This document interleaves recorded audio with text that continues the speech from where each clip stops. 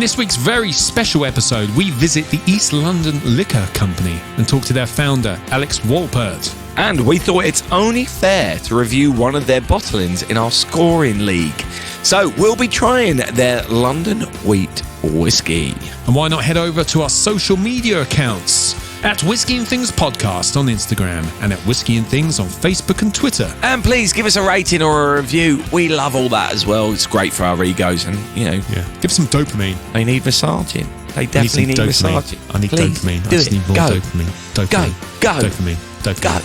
Dopamine. You're listening to Whisky and Things with Nick Kent and Dave Giles. Welcome to episode 110. I'm Dave Giles. And I'm Nick Kent. What a special show we have today. Oh, mate, I'm excited about this one. So, a little bit of background. A few weeks ago, we went to visit the East London Liquor Company over near Bethnal Green. And their founder, Alex Wolpert, was kind enough to give us a little tour and a sit down and have a chat with us. Yeah, it was awesome. It's good, wasn't it, mate? It's good. It's awesome. It's like a bike shop in there. But well, that's because they all cycle in, as he said, which was we'll talk about that. But you walk in and it's just full of bikes. Yeah, it's a great complex. It's like they've got a restaurant and then a bar, and then the distillery is behind the bar. You can see through to it. Yeah, it's great. It's just tiny little distillery where they're doing all kinds of stuff and very open about what they're doing as well, which is pretty cool. They've got some column stills behind the bar. They've got some pot stills, some combined stuff. Anyway, something you need to know before you listen to the interview. A couple of weeks ago, we talked about the Sonoma Cherrywood, which we'd picked up at the distillery. And in this interview, we talk about the East London Liquor Company collaboration with them. And Alex mentions a guy called Adam, and he's referring to Adam Spiegel, the founder of Sonoma. Yeah. In the same section, Alex also mentioned a guy called John Glazer, who is the founder of Compass Box, who you might have heard of, a popular independent bottler who specialise in great blended whiskey. We had some at the whiskey show, loved them, hoping to have a little bit more in the future. Yeah. We had a great time. We were there about an hour, which actually isn't very long, but we had a great time. This is a great interview. I've absolutely loved spending time with Alex, and I'm definitely going to go back to this place. So anyway, here's our interview with Alex Wolpert.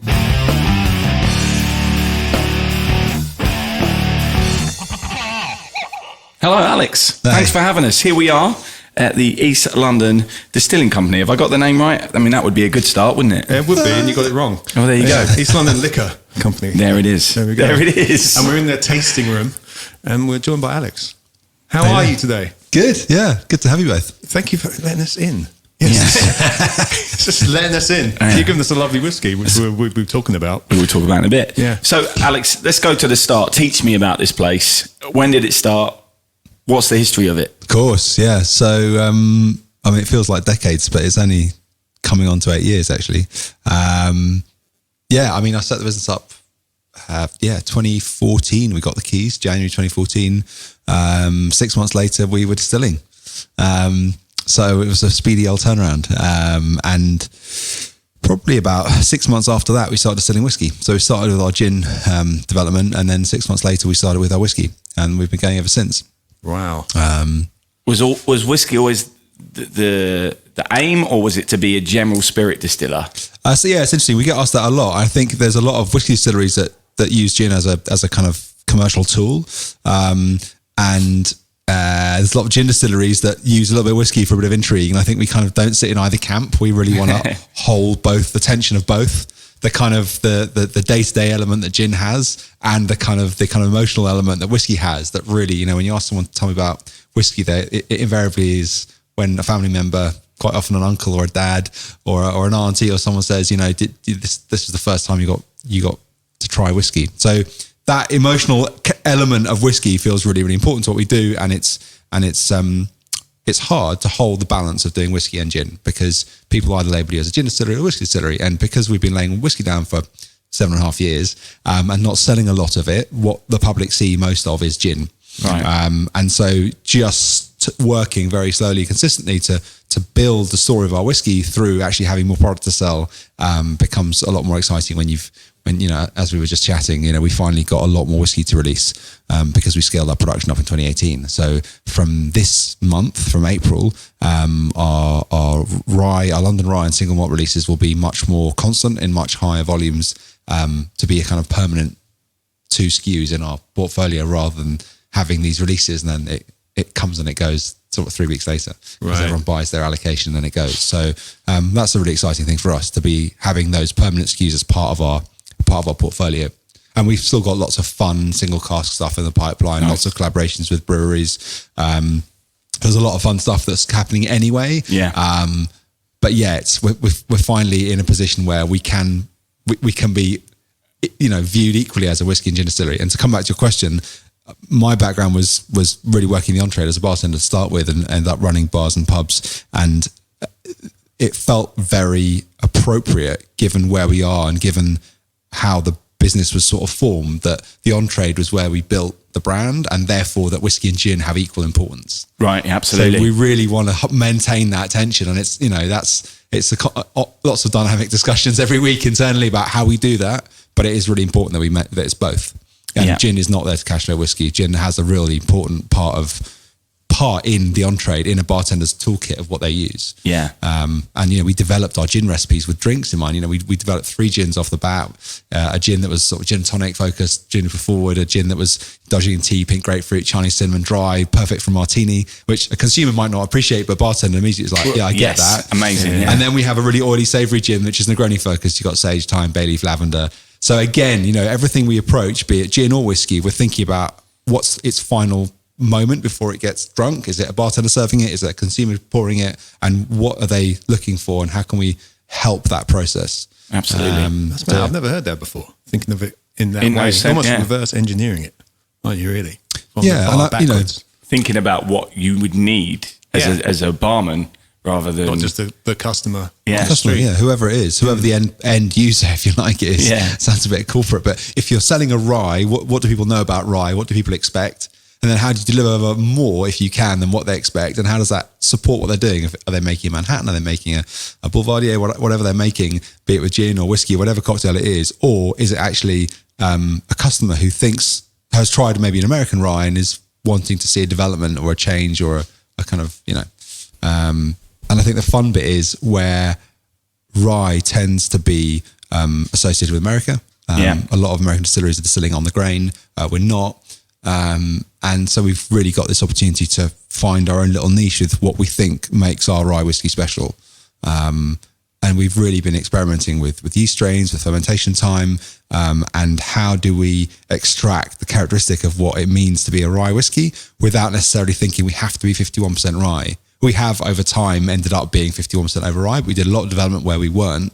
We were just under, just over. And it was really about, the remit to the production team was do what tastes best. Let taste drive it. We have no heritage of distilling here. My dad and my granddad were not distillers. This business is a contemporary business. We looked forward. We're not looking back. Yes, there was a whiskey distillery in Lee Valley that closed, in the early 1900s. We don't talk about that really because, journalists come and say, oh, what about are you paying homage to that? We're like, no, this is a forward-looking business. And what does it mean to make whiskey in 2022 in London today? And how do we make liquid that a bartender or consumer will go, I understand this liquid, I get it. I might not like it, but I understand how it's made and why it's made. For sure, which actually leads me on. Interesting you mentioned the Lee Valley Distillery. I wasn't going to bring that up because I didn't know about it, but I've got family roots in East London, and I was wondering if you're trying to do anything, particularly East London, or was East London, obviously it's in the name of the brand, but why here? And is there anything that you're trying to do, particularly East London-y, within your spirits at all? Does that make sense? That makes perfect sense. Yeah, I think the answer is everything we do is kind of imbued, if you like, with this sense of how can we be as transparent, as accessible, as open as we can be, and as driven by a message which is all about, decent booze at decent prices for decent people. That's the tagline, and we really believe it. We went through a bit of a rebrand 2.5 years ago during COVID of all times, how to lose even more hair. Yes. Like the overwhelming feedback was a positive one because people acknowledged that the business was the same, the liquid was the same. The message was just a bit more articulate. And that articulate message, that finessing of our message, involved repacking what we were doing, because we looked craft, and whatever craft means, people assumed we were more expensive. It was too dense. It was difficult to unpack. And we don't want to be craft. We've never referred to ourselves as craft. I don't really know what it means. And actually, I think the craft pool is a small one. And we want to step over that as an independent distillery and step out of that small craft thing and actually just make great booze for everyone. And that feels very East London. That feels a creative, fresh, young approach to booze in general, be it whiskey, vodka, gin, rum, doesn't matter. So when you say, is there something particularly East London, I'd argue everything we do has a forward-looking, fresh, transparent approach to it. There's nothing that's not up for grabs in terms of information. I always tell the story in the first few months when I was running the tours, and someone noticed that one of the distillers had left their moleskin open, and there was the botanical bill of our gin, and she said, "Oh shit, can I? What? That's your secret recipe." I was like, "Yeah," and she's like, "Well, what if I take a picture?" I was like, "Take a picture." She's like, "Really?" I was like, "Yeah, take a picture." She said, "What if I make the same gin?" I was like, "That's a really good compliment. You think it's worth investing hundreds of thousands of pounds in a distillery to copy the gin? That's great." She said, "Oh."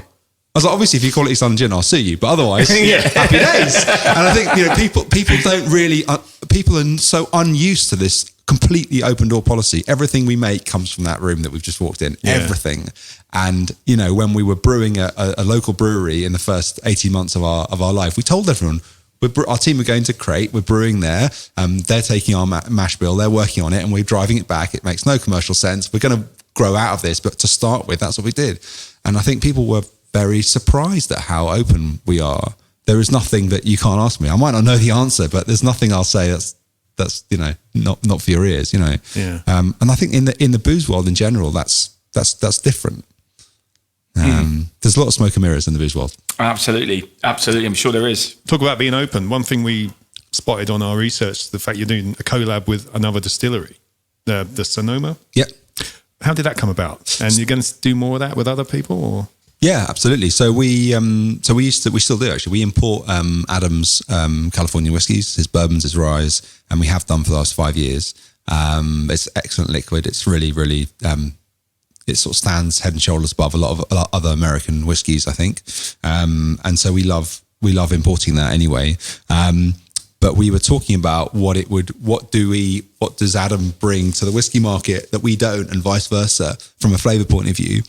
And we decided to play around and see if we could, work on a blend. And, I had the pleasure of talking to John Glaser about blends. It must have been a couple of years ago now. And, he's a real champion of the blended whiskey. And, he's the first person to get up and say, when people say they don't drink blends because they're cheap and nasty, they don't know jack shit about whiskey, because unless it's a single cask, yeah, it's a blend. Yeah, absolutely.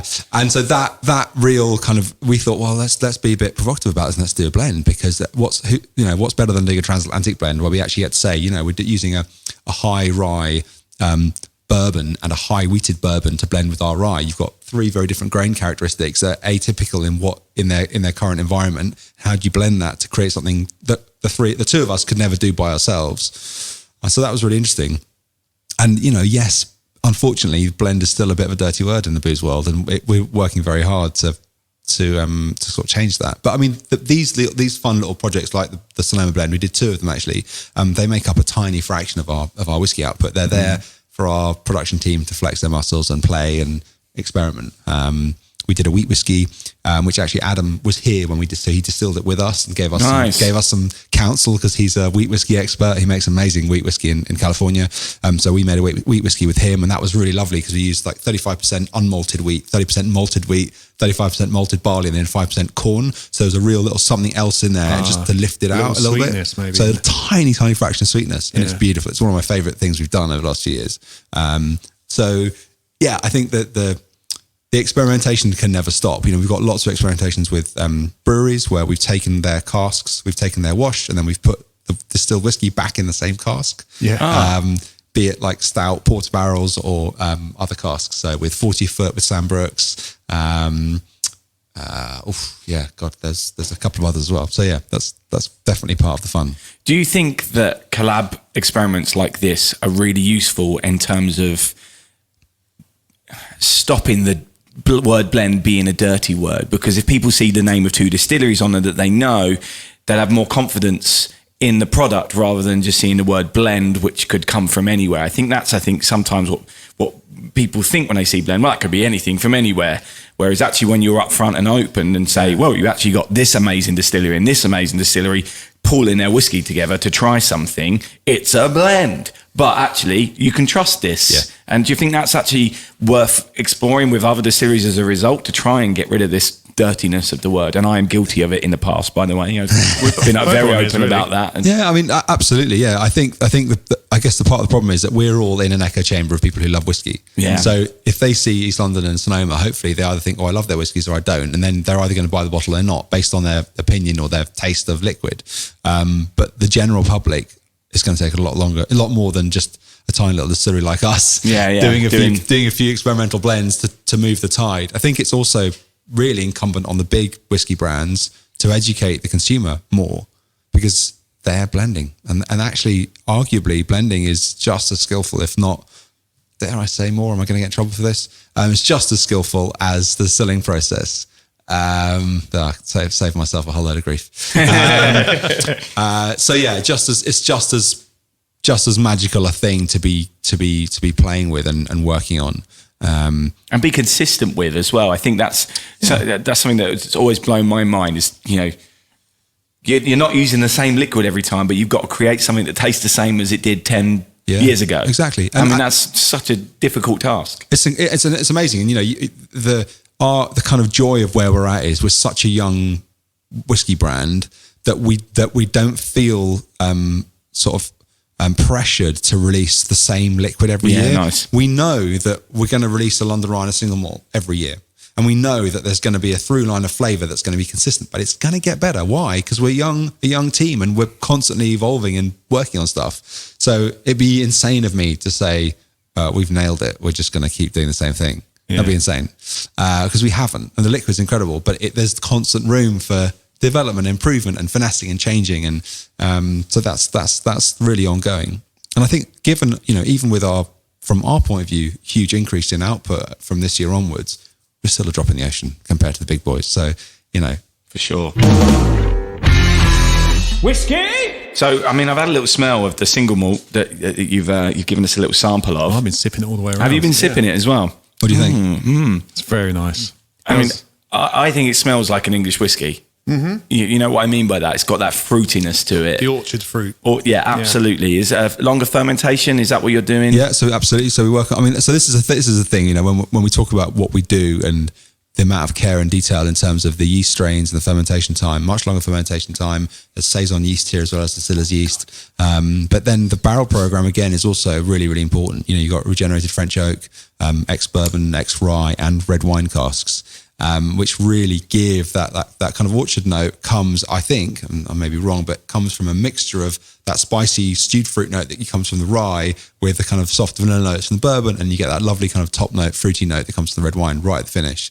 And that means that there are a couple of things. One, on the nose, on the palate, you get that chocolatey, cakey, this is definitely a single malt. No one ever in a blind tasting disputes that that's a single malt. Yeah. But it's the added fun of the flavor, that the added components, if you like, that make this really delicious.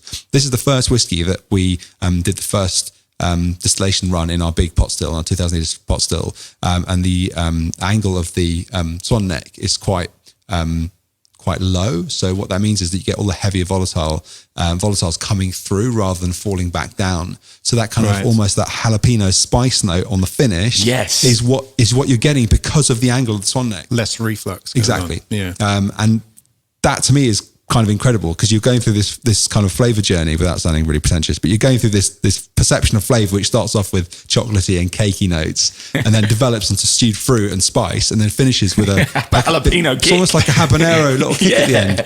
And that to me is that's unique and that's delicious, and it's Moorish as a result. Absolutely. Yeah, I mean, I had one sip when I want another one of these. So this is the single malt we're tasting now. So that's your core range. That's your core bottling. Is that? It's one of our two core SKUs, if you like. Yeah. So is the flavour still developing on that though? Would it change over time? I think it will. We've got another single malt releasing in a couple of months, and I think that will. We've been tasting that over the last few weeks, and it's delicious. But it will change and it will evolve. I think the single malt barrel program is very similar as we evolve it. But yeah, I think it's all about knowing what works and what doesn't, and only tweaking what doesn't work. And so, ABV is a really important thing. We spend a lot of time just about to ask finessing, like, we sit down and do lots of different tasting sessions of what do we want people to perceive as the flavor, the predominant flavors, and therefore the ABV is a tool to accentuate flavor. That's how we see it. Yeah. And so, it's the same as with our gins. None of our gins are at the same ABV because the alcohol content is really there to amplify certain things. And certain flavors get amplified at different ABVs, as you know. So whether it's white or a dark spirit, it's a very easy lever to pull. Yeah. But obviously with whiskey, when you're blending something that's still undergoing change in a barrel, it's obviously much harder. With gin, it's a lot easier. Yeah. So what ABV is this? 48. 48. Doesn't taste like it's 48 to me. There's no heat for me at all. And actually, what it finishes with that kind of, for me, that kind of habanero spicy. I was going to say that the heat's coming from the spiciness rather than the... Not from booze. It's Ethanol. not boozy. You can't. There's no new make tone at all in that at any point. And I guess the criticism I've seen from whiskey journalists in the past of other new whiskey distilleries is that the liquid doesn't escape the new make flavour even after 3 or 4 years. That there is that tone there somewhere. But yeah, I'm really, really proud of that liquid. That's it's really it's good. Dangerously smashable. You can quietly sip through a lot of that Yes, stuff. I can imagine. I can imagine that being Dangerously smashable. Is that Being on the case. Is that on the label? It should yeah, be. It should be. Should be, absolutely. So I was looking at the bottles earlier as well, and they are stunning. And you then mentioned before we came on air that they're going to change. So do you want to talk through your process? Number one, how did you come up with the original design, and what are we changing to? On the 25th, we launch our new pack and our new rye for this year, our 22 rye. Over the last 3-4 years, probably, we've started to scrutinize in much more detail our supply chain. This bottle was picked when we were doing tiny releases. It's a bespoke bottle. It's beautiful. We wanted it dark because we wanted the color of the liquid to be a surprise and not a determining factor of the purchase. And we wanted to kind of lean into the heritage of the building, of the place with the cap. And it's a beautiful bottle. There's no doubt. Have you I've screwed that top, mate? Have you seen what's on the top? Oh, amazing. It's like the beginning of EastEnders. Yeah, or the end. Oh, yeah, or the end. I've watched it for years. No, I haven't either. Hey, seriously, you're going to love this. This is going to blow your mind. It's like keeping a F1 wheel on there. It's a hubcap. I knew you'd like that. I do like that. I like that a lot. That's a Good proper Lord. opening, isn't it? That is a proper opening. Please tell me you're keeping something similar to that on the new bottle. We're not, because if you interrogate what is environmentally conscious way of sourcing material and using and then shipping this back out to both domestic and export markets, making everything as light as possible is the least we can do. Yeah, absolutely. And it sort of, on one hand, pains me to say it because these bottles are beautiful, but actually we're doing the right thing. And it's really the spirit brand's responsibility to be doing this all the time. And arguably we've exported almost nothing of this bottle, tiny amounts, to a couple of markets. But export will be a key part of what we're doing with the whiskey and with the gin over the next few years. And so we want to make sure that we can stand by the environmental credentials of what we're doing. Distilling is not a particularly environmentally friendly thing anyway, unless you're making certain changes, hacks, or developments to what you're doing, which a lot of distilleries are doing in terms of production. But glass is one of the most readily recyclable things. So if you can reduce the amount of glass and the weight, then you're improving a lot of steps, both pre-bottling and post-bottling from a consumer point of view in terms of the carbon footprint. Yeah. Amazing. Actually, the April 23rd is Earth Day as well. So you're tying in your new release and your more economically friendly bottle. It's almost like we planned it. Well, yeah, so absolutely. Absolutely. Last year we spoke to Nick Neen on Earth Day, didn't we? So actually, we did. That's an incredible whiskey. Yeah, they're brilliant. Turns out my neighbours went to school one of their team. So very cool. Nice. Whenever I go around there, I drink Nick Neen, which is lovely. Yeah, it's good stuff. But yeah, I think it shouldn't be something that's applauded that we're doing. It's something that everyone should be doing. From the beginning, our gin bottles were incredibly lightweight. it's a wine bottle, and it's very lightweight. This is about as lightweight as it gets. And that was a commitment to being. We knew that we wanted it to be a kind of a volume play, because we if you're selling a bottle of gin for 21, 22, 23 pounds a bottle, and you're competing for speed pour status in bars and restaurants and pubs, then you've got to be ticking those boxes already. We've just come a little bit later to the party with the whiskey because of the volume that we've been releasing. Yeah, and it also means these bottles are going to be collectible. Probably, yeah. Because I haven't seen a top like this. This top is. You want one, don't you? I do. It's going on It's been on Nick's machined bar so well. Because usually we do love a cork, but we do love the good screw top, like the Westland screw top. It's done really well, and you can see why they've done it, and it's just chunky and beautifully done. As is this. Good Lord. Anyway. Nick's very excited right now. Reminds me of Tom Ford as well. It does remind me of Tom Ford, yes. It's just so stylish. Classy. Anyway, I can't wait to see the new bottle. Yeah. It's a much more traditional bottle shape. It's clear glass, but the label is much less traditional. So we're trying to offset the traditional element of the shape with a very bold, different labeling. Nice, similar to the rums and the gin kind of thing. Similar to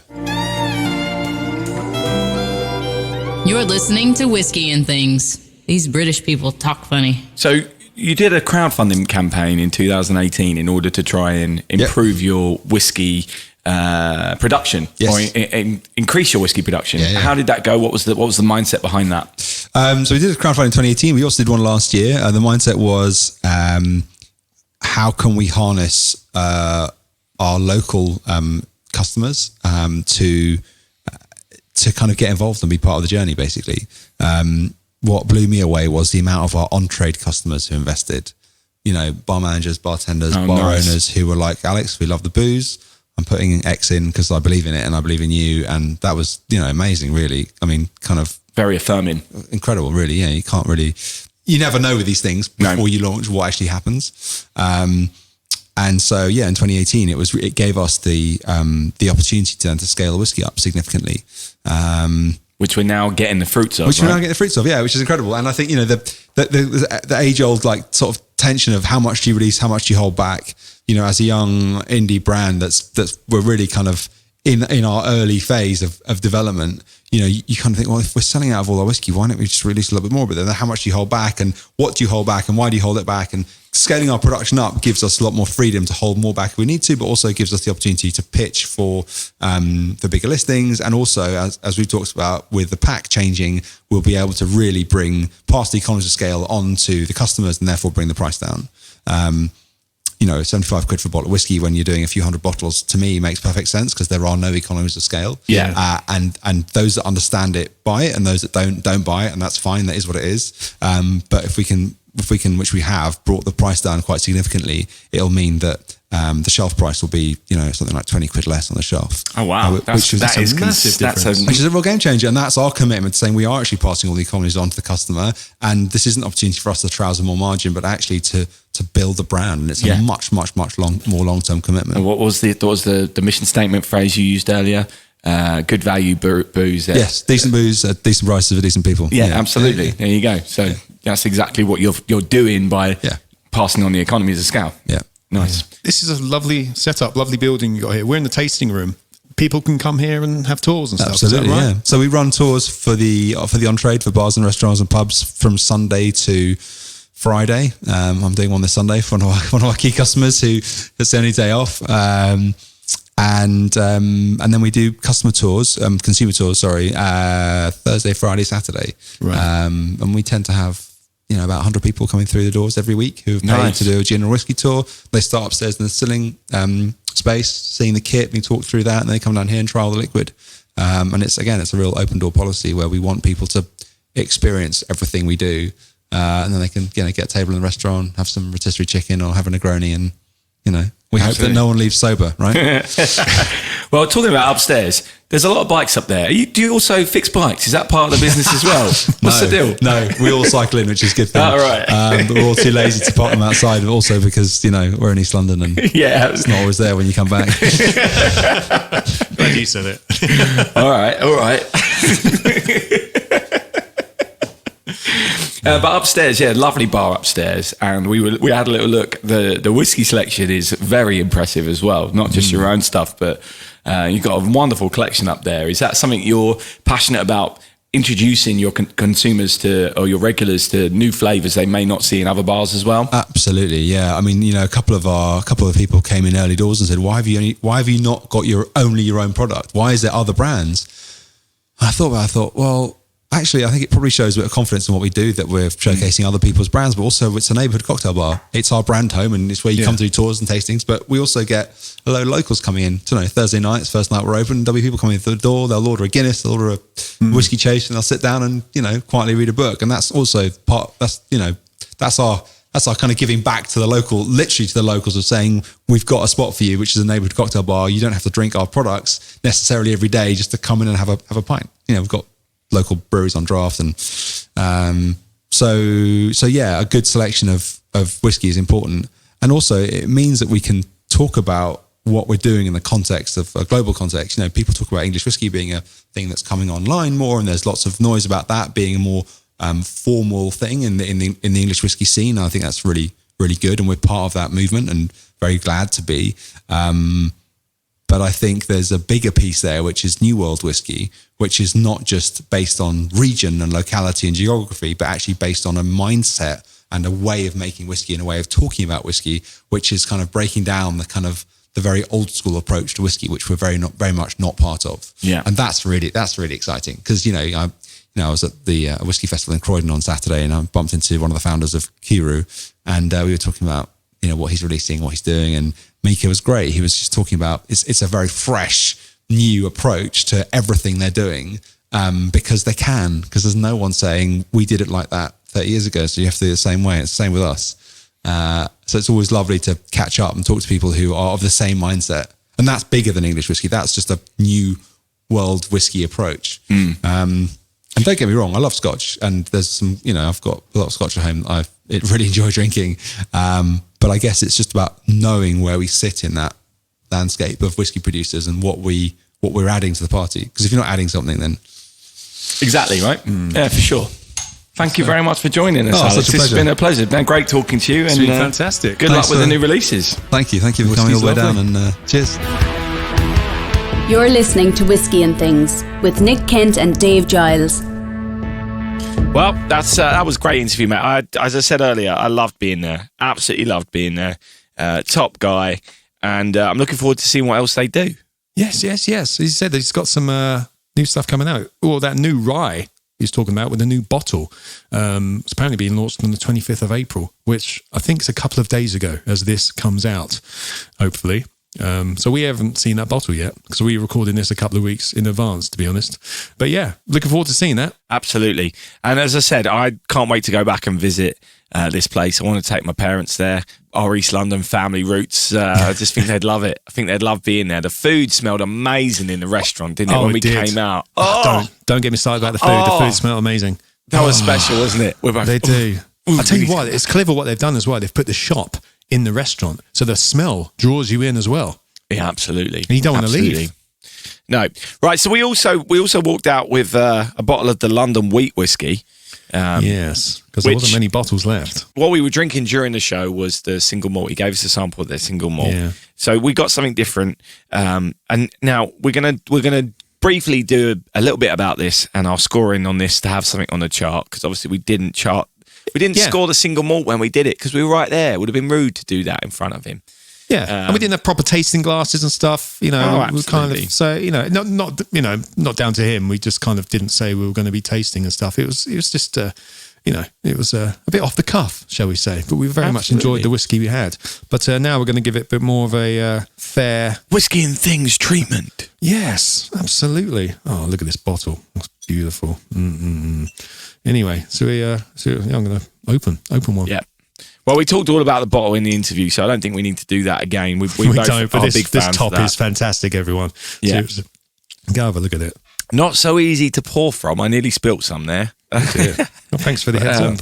Yeah. Oh, you're right. Yeah, it's a bit. Oh, yeah, it does dribble a bit, doesn't it? It's a little bit awkward. So I'll let it off because it's pretty. It's so pretty. Absolutely. It's so pretty. But maybe it's a good thing they're changing it. Hear that, everyone? That's the sound of the top on the glass. Yeah. That just sounds. Do you know, what I like about this is the reusability of this bottle. I'm already thinking I could turn it into a lamp or something like that. It's got lamp vibes, isn't it? It has got serious lamp vibes. You know, like definitely a cool bottle to keep. But I can see why they're changing it, because it's bloody heavy. It is really heavy. It's really heavy. It's so well made. This top is just beautifully machined, but it's so heavy. So I can see why they're doing it, and I commend them for doing that. So, Nick, do you want to talk about what this is then, what we're doing? It's called London Wheat. So what is it? It's a wheat-based whiskey. The mash bill in this, what he said in the interview doesn't add up, but I'm getting the gist of it. It's 35% unmalted wheat, 30% malted wheat, 35% malted barley, and an extra 5% corn, which is 105%. So I'm guessing one of those 35s is probably a 25, but who cares? You know, that's what's in it. Roughly right. Roughly, that's what's in it. Maybe it's because it's 105% quality. Maybe that's it. The extra 5%. That's what you get. Some people put in the extra percentage, don't they? Yeah. Strength 47.2. Cask type. It's got all kinds of things going on. Virgin French oak, French wine, Sonoma bourbon casks, and Sonoma rye casks. Oh, I love that. That's on the side of the bottle. Collaboration. Yeah, that's on the side of the bottle here. The bottles, we've talked enough about the bottle. Small batch again. There we go. It's just wonderful. So this is 75 quid from the shop. By the way, Nick, there's although we went to the bottle shop, they've also got a stall in Borough Market. Have they really? Oh, yeah. Brilliant. So if anyone's in London Bridge area or perusing Borough Market and you see the East London Liquor Company, obviously they don't just do whiskey as well, as we discussed. They've got a load of cool stuff. I was actually in a bar today. I had a pub lunch out in near the Cotswolds, and there was an East London Liquor Company vodka up behind the bar. I was like, amazing. I know that guy.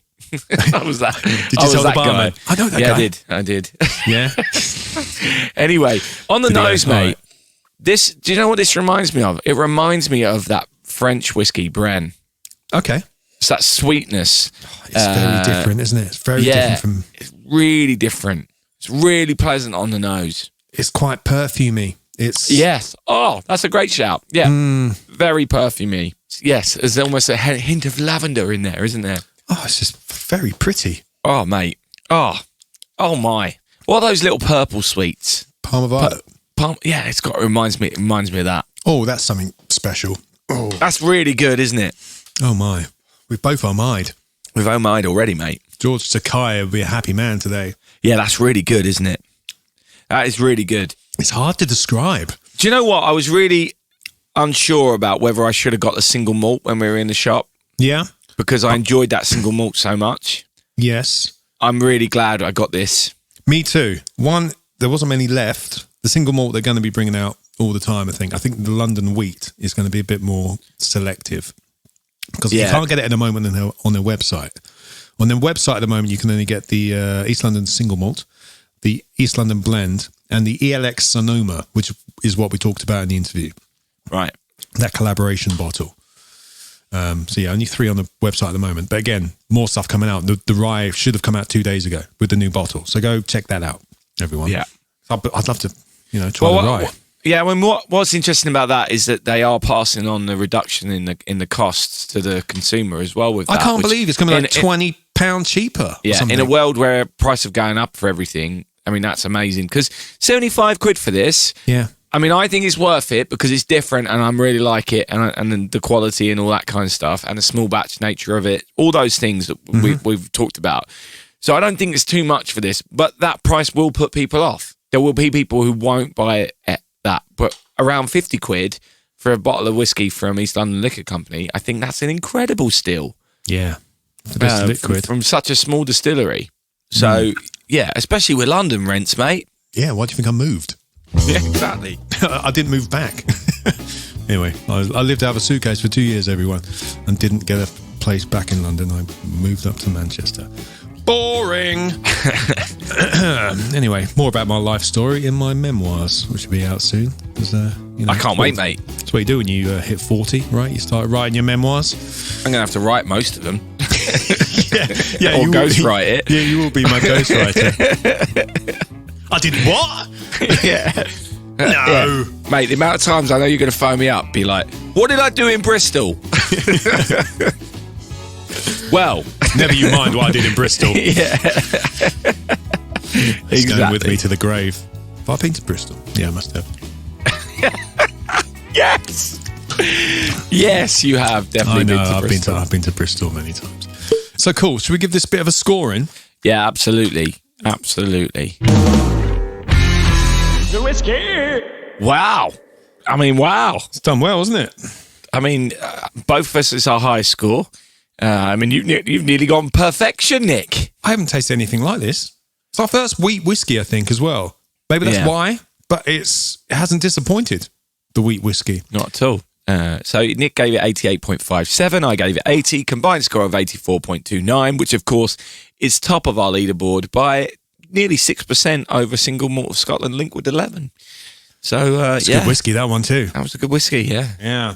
Yeah, it was just ticking all the boxes for me. It was ticking all the boxes. Absolutely. It was all the gifting boxes for me. It's like if I receive that as a gift, that's just a nice gift to get. I know they're changing the bottle, but we're judging this one. And I'm sure the next one's going to be great, but I'm judging this one, and I'd love to receive that. I've even given it a bonus in the mouth because it is like nothing I've tasted ever. Yeah, really enjoying it. So yeah, it's got like full marks in the mouth. It's got full marks. And everywhere else actually. Oh God. Well, that's what I mean. You've not. Yeah, it's not. I think I've only not dropped much room 2 for points. improvement for you. It's only dropped 2 points for me. Well, there we go. Well done. Oh no, it's not. It's dropped 1, 2, 3. Okay, 3, 4, 5. It's five other points it could have had, Nick. Room for improvement, East London Liquor Company. Yes, Room Alex, for sort it out, mate. Sort it out. Yeah. No, it's a great drop. I'll tell you what, though. I mean, we've talked about this bottle and how it's good, and it shouldn't. What we haven't mentioned today is that this is our Earth Day podcast, isn't it? Yeah. Last year, we spoke to Annabelle from Nickneen about making sure that the whiskey industry, and of course Nickneen is one of the leading figures in that, leading the way in creating sustainability within the whiskey industry. And therefore, you've got to applaud Alex. This bottle is a selling point. And they've gone, no, because it's not right. And you've got to commend that. So yeah, I'm all in. Do you know what? If it lost marks, Nick, in the next bottle, it will pick them back up again because of the fact they've done it for the right reasons. Yeah. My scoring anyway. Do you know what I mean? No, I agree with that. Yeah. And I think there's only a few distilleries, especially in the UK at the moment. There's only 2, Brick Laddie and Nickneen, who have actually got that status. There's a special status, which basically says you're doing good things in terms of sustainability. And East London Liquor Company are going for that status as well. And you've got to make these kind of decisions. You've got to make the tough decisions. If we're serious about helping out the planet, you've got to make the tough decisions. And good for them. Good for them because we love the bottle. But I mean, the bottle's here. It's been done. We can enjoy the bottle. So why not move on to something else? Exactly. So. And then at the end of the day, it's about the liquid. Yep. And the liquid is damn good. Our scores, you only get a few points for there's only like 2 points on the bottle. The rest is on the liquid, right? Mm-hmm. So, and price and stuff like that. But most of it is that score is because how good that was to drink and how I now really want another glass. Yeah, me too. Do you know what I mean? Like, it's such a good drop. So the bottle becomes a little bit insignificant at the end of the day. And as I said, I applaud what they're doing. Sure, Nick probably does as well. I do. It fits on the shelves as well. Everyone it fits on the shelves. Well, we should have had a bonus point for that. You could fit one on top of the other. It's kind of stumpy. I like it. There we go. But yeah, great job. We had a great time at the distillery. Alex was lovely. We've got a great souvenir here. Took a couple of great souvenirs. The Sonoma Cherrywood Rye was great as well, but this, in my opinion, is a lot better. We should go back just for a drink, Dave. We should go back for a drink. We should go back. Just chill out there. Absolutely. Go back, enjoy the restaurant. I'm sure the bikes won't be in there when we go back. Well, but that's the thing. That bar, I think we talked about it in the interview, Nick, so if I have, feel free to edit this out. It had a great selection of whiskies, not just the East London Liquor Company stuff. It was incredible. There was a single barrel Westland which Yes. I'm desperate to go back just to have one of them. Do you know what I mean? Yeah. There was stuff there you don't normally see. We'll go back to the East End, see where your family's from, Dave. Yeah, just down the road. Just down Just- the road. Down the road, mate. Can you hear the Bow Bells from there? Yeah. Yeah. You would be able to, yeah. Nice. Nice. Back when that was a thing. That's my Cockney laugh. Brilliant, mate. Brilliant. Anyway, mate, sting me. Or are we just wrapping it up here? What's the deal? Yes, yeah. Unless you got any other business, but we I've did got- that last week. Yeah, we've got Because nothing. it's the same day. Yeah, so, same day. that's why I put any other business in the other episode. There we go. All right. Well, in that case, mate, I've had my share. I want more of my share, to be honest. Yeah. I want to pour another one, but I'm not going to. Not going I'm going to, to yeah. save my share. Maybe the Angels can have some more of their share tonight. No! Anyway, cheers. Thanks for coming. Whisky and Things has been brought to you by